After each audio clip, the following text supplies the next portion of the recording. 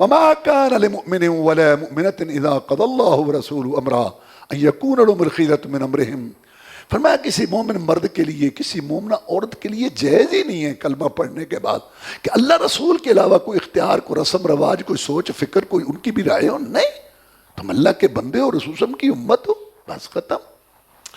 اور رسول اللہ صلی اللہ علیہ وسلم نے ارشاد فرمایا کل امتی یدخلون الجنت الا من ابا، میری ساری امت جنت میں جائے گی، ہاں جس نے جنت میں جانے سے انکار کر دیا وہ نہیں جائے گا. پوچھا گیا جناب جنت جس کی چوڑائی زمین آسمان کے درمیان، دودھ شہد کی نہریں ہیں، مشک کافور کا گارا، سب سے بڑی بات اللہ کا دیدار، کون ہے جو کہتا ہے میں جنت میں نہیں جاؤں گا؟ پھر آپ نے بات بتائی، زبان سے تو کوئی بھی نہیں کہتا اور زبان کی بات کا اعتبار بھی کوئی نہیں. من اطانی فقد دخل الجنہ ومن عصانی فقد ابا، جس نے میری اطاعت کی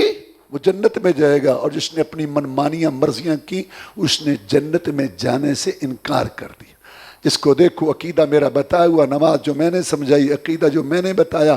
درود جو میں نے بتایا، وظیفہ جو میں نے بتایا، شادی غمی کا طریقہ جو میں نے بتایا، شکل صورت میری پسند ہے، لباس کا طریقہ جو میں نے بتایا، بیوی بیٹی کے جو ہے لباس اس کا جو میں نے بتایا، اور جو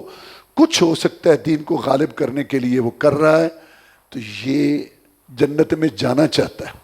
اور جو کلمہ پڑھ کے ہر علاقے کا علیحدہ ہی مشکل کشا، ہر کلومیٹر ایک مشکل کشا، وہ ادھر جا رہا ہے مشکل حل کرانے، اس کو صحت وہ ادھر مانگ رہا ہے، اولاد ادھر سے مانگ رہا ہے، اور نماز دادی نانی والی، برادری والی، امام والی، پیرو مرشد والی،